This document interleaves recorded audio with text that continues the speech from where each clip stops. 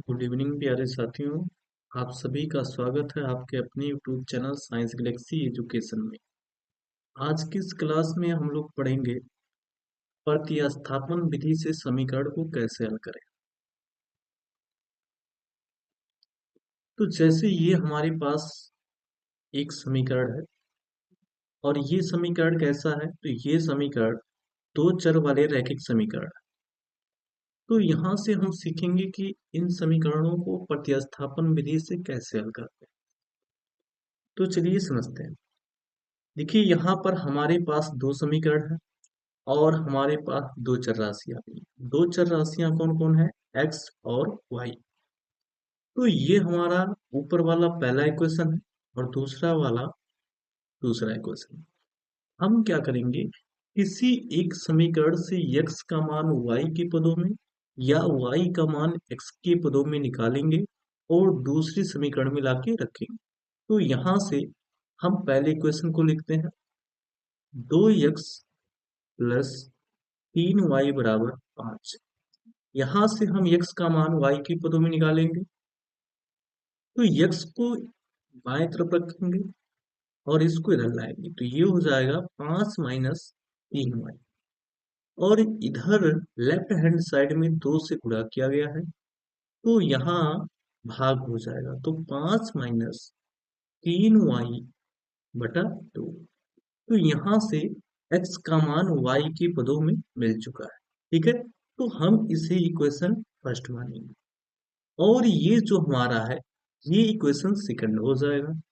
तो second equation को यहाँ लिखेंगे, 3x माइनस 2y बराबर 10।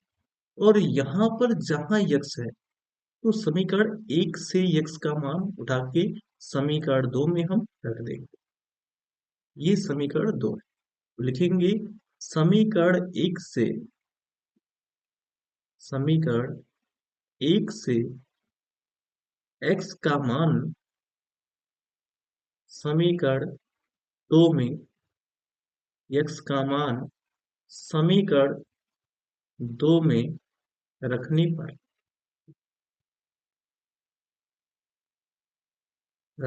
पर तो अब रख देते हैं हम।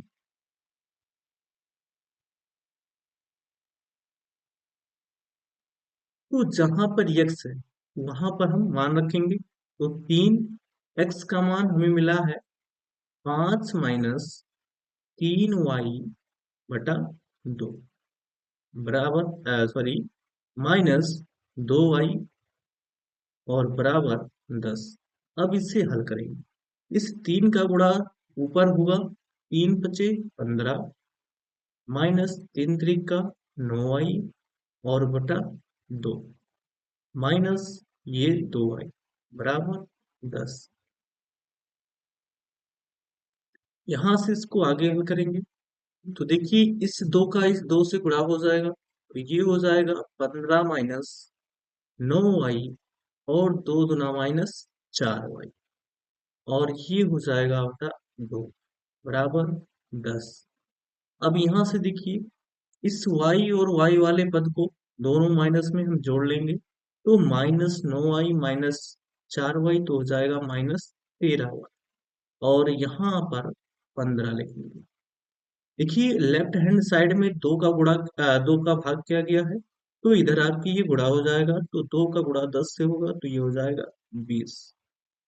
अब यहाँ पे हम चर को एक साथ कर लेंगे, तो ये 15 इधर चला आएगा, इधर लाइए इसको, तो जब ये इधर आएगा तो 15 माइनस 13y बराबर सॉरी इसको उधर ले जा रहे हैं, तो बराबर ये हो जाएगा 20 माइनस 15, क्योंकि इधर प्लस में है तो उधर माइनस में हो जाएगा। ये हो गया माइनस 13y बराबर प्लस 5। यहाँ हम देख रहे हैं कि इधर माइनस 13 से अ, गुणा है, तो इधर क्या हो जाएगा, भाग हो जाएगा, तो ये माइनस 13 से भाग हो गया, तो हमें ये जो है ये y का मान मिल चुका है। ठीक है, तो y का मान हमें मिल चुका। अब y का मान हम कहाँ रखेंगे, तो चलिए देखते हैं। y का मान हम जहां पे प्रतिस्थापन किए थे, जैसे ये हमारा पहला इक्वेशन है। ये हमारा पहला इक्वेशन है। y का मान हम यहाँ पर रख देंगे। ठीक है, तो अब y का मान रखते हैं। y का मान कितना आया है? -5/13। तो रखिए।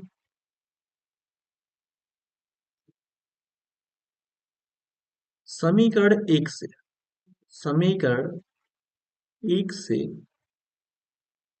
यानी समीकरण एक में y का मान रख देंगे, तो x बराबर 5 - 3। और यहाँ पे देखिए y का मान कितना आया है? तो y का मान आया है -5/13।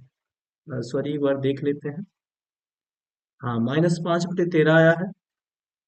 तो ये -5/13 यहाँ रखेंगे और पूरे के बटे ये हो जाएगा 2। अब हमें x का मान निकालना है, तो x का मान निकालते हैं, इसको सॉल्व करेंगे।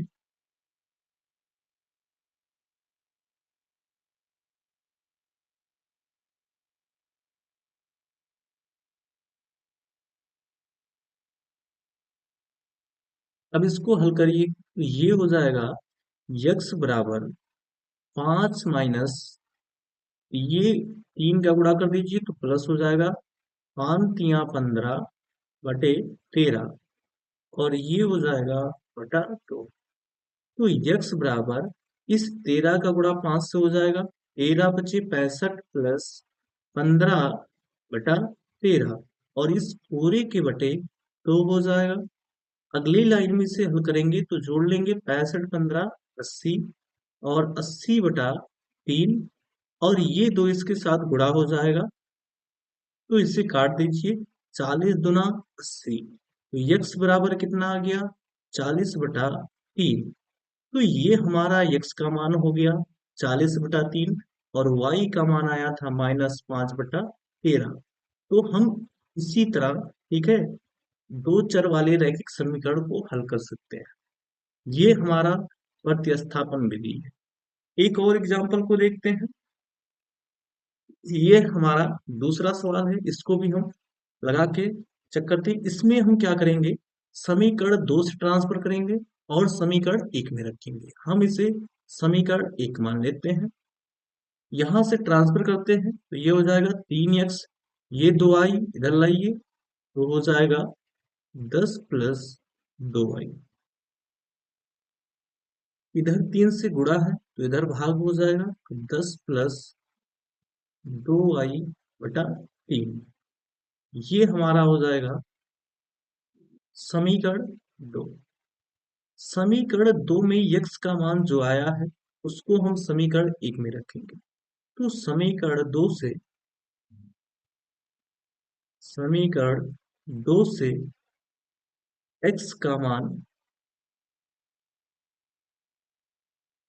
समीकरण 1 में रखने पर 1 में रखने पर तो यहाँ पे रख दीजिए। 5x का मान आया है 10 + 2i/3 और माइनस y बराबर 5। इसको आगे सॉल्व करते हैं। यहां से 5 का गुणा होगा, 5×50 प्लस 5×10y/3 माइनस y बराबर 5। ये हो जाएगा 50 प्लस 10y और इस 3 का इससे गुणा हो जाएगा तो -3y/3 बराबर 5। अब यहां से देखिए 10y प्लस में 3y माइनस में, तो ये हो जाएगा 50 प्लस 7y और इस 3 का हम इधर ला के गुणा कर देंगे, तो ये हो जाएगा 5×3 = 15। 7y बराबर ये 50 उधर जाके घट जाएगा तो 15 - 50, 7y बराबर ये हो गया -35। 7×5 = 35। तो y का मान हमें मिल चुका है -5। अब ये y का मान कहाँ रखेंगे? जहां पे हम प्रतिस्थापन किए थे, यानी समीकरण 2 में। तो y का मान समीकरण दो में रखने पर रखने पर तो रख दीजिए x बराबर 10 प्लस 2 माइनस 5 और बटा p। तो ये हो गया x बराबर ये 10 और 5 दूना -10 और बटा p। तो यहाँ से हमें कितना मिलेगा 0 बटा p। तो 0/3 का अर्थ हुआ कि x बराबर कितना आ गया 0। तो x बराबर 0 आया और y बराबर -5। तो इस समीकरण का हल होगा। ठीक है, तो यहाँ लिख सकते हैं अतः x बराबर 0 तथा y बराबर -5 समीकरण का हल होगा। समीकरण का हल होगा। तो इस प्रकार हम किसी भी दो चर वाले रैखिक समीकरण को प्रतिस्थापन विधि से हल करेंगे।